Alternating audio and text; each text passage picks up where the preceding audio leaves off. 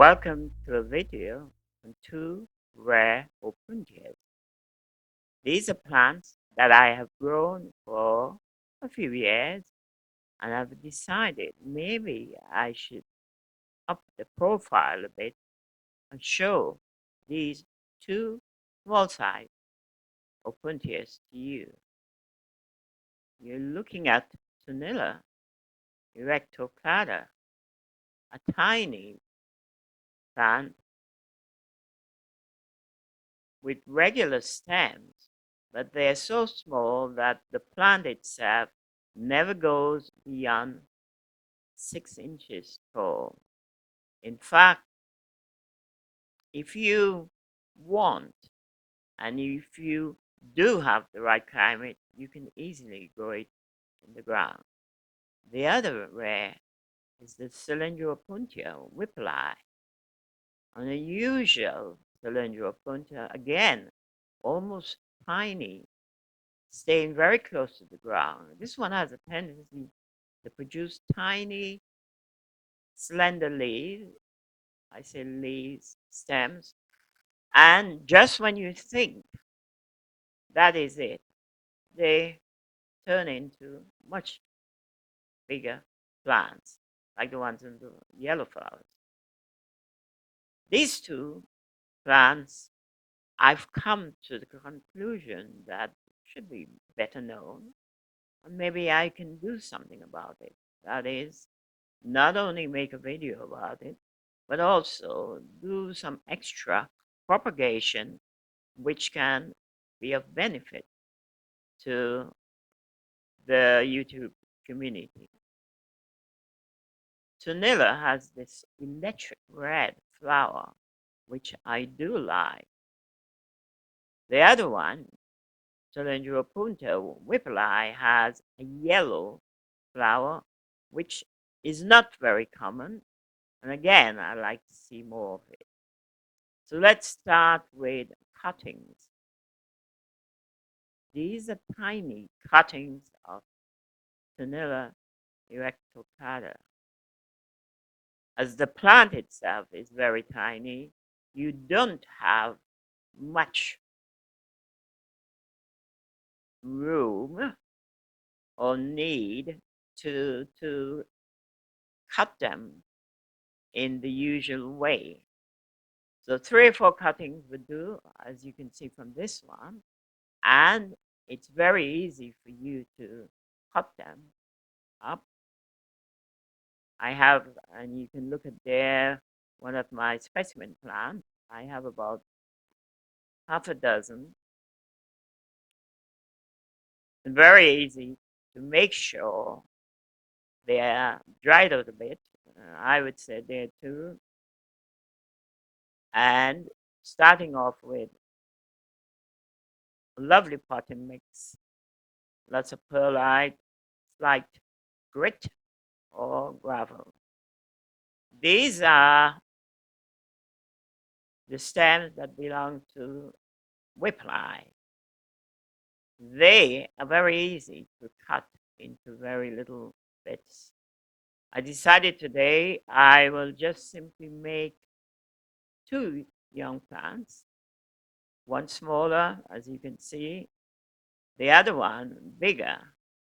From an experiment point of view, again, dry them out a day or two, and then put your slightly moist soil on. Make sure later you put some grit in to make sure the plant is firm and dry. These 2 plants, I feel, represent a different tradition from the kind of plants that we expect. Cylindropuntia are not the most popular cacti. No is Tnilla. And the reason why it's not called just Opuntia, it's because it's a special species belonging to South America. Yet it, to me, because of the way it grows, it's particularly interesting. And therefore, I think that I should sing the praises of it. Okay? So to consider the two, and for the rest of the video, I'll show you some of the propagation that I've been doing. Thank you.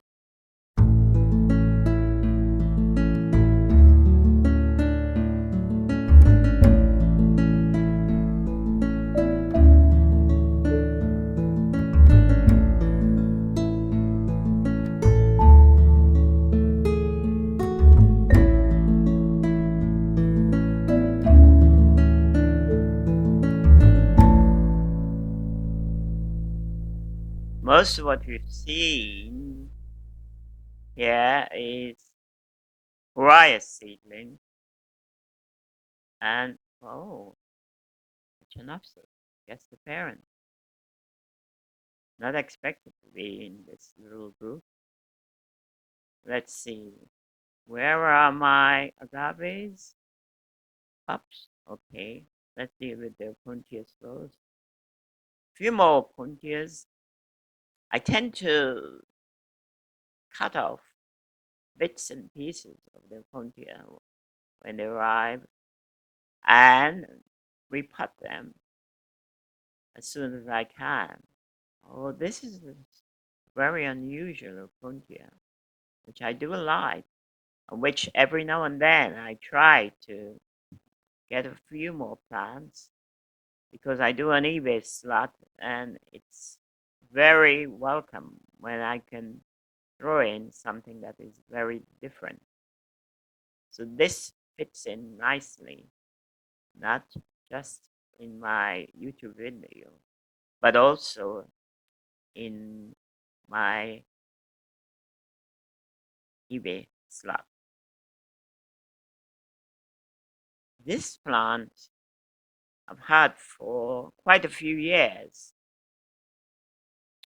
and I do like it, but it's never bloomed for me. Okay, some agaves, I'm showing you how I grow them in a pot, and then maybe a few of the small seedlings, right? Mostly Pilofera and some Xylonocantha, because this entire group of plants, and I had about 4 pots of them, were seedlings of that kind. And this Aeonium zaplanum should. Well, thanks for watching. If you want to see more videos by me, just tune in to my channel. Winston in London, thank you.